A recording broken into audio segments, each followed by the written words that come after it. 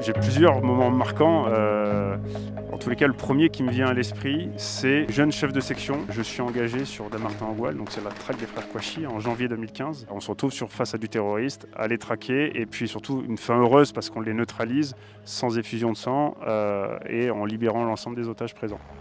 Aujourd'hui, le GIGN, c'est 3 missions principales.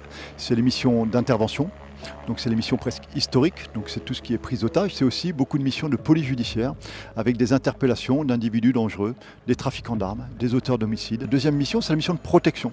Nous sommes actuellement engagés sur une dizaine de pays sensibles, protection des ambassadeurs ou des consuls.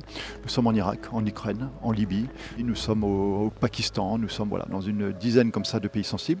On fait aussi la protection à parité avec la police nationale du président de la République et de quelques autorités comme le chef d'état-major des armées. Et là, on sera engagé par exemple sur les Jeux Olympiques, sur la protection de certaines équipes. Je ne vous dirai pas lesquelles pour l'instant.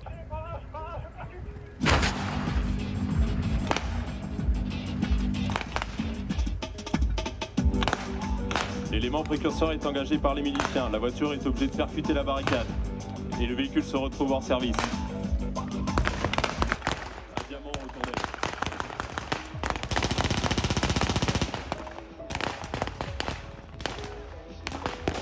Et le troisième métier, qui est encore moins connu, c'est le métier de l'acquisition du renseignement. On revient sur le même type de délinquance, de la criminalité organisée, des trafics d'armes, des trafics de stupes, pour appuyer les enquêteurs dans leur recherche, soit par des filatures, soit par la pose de caméras, soit par la pose de balises, soit sur la pose de micros. GIGN.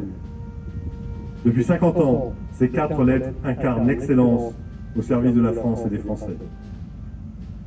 Aujourd'hui, sur ce plateau de Satori, nous célébrons un demi-siècle d'une histoire héroïque qui épouse celle de notre pays.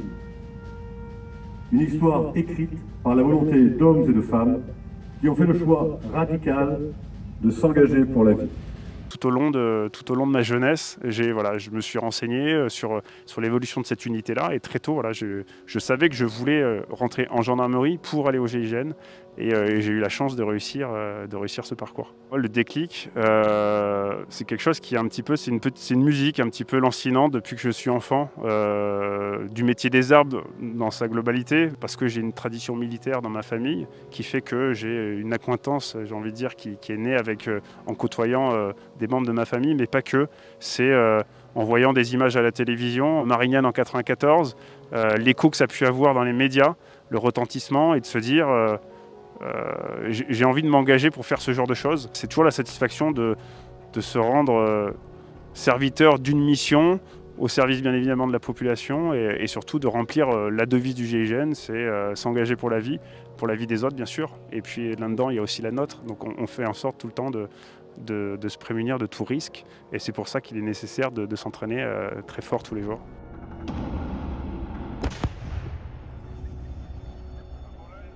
Le GIGN, souvent on retient les missions emblématiques. On va retenir la Mecque, on va retenir Djibouti, on va retenir Ouvéa, on va retenir Marignane, on va retenir Dammartin, le Ponant, enfin plein de missions qu'on associe directement au GIGN. Mais le GIGN a eu aussi des drames, puisqu'on a perdu 13 membres du GIGN. En entraînement ou en opération.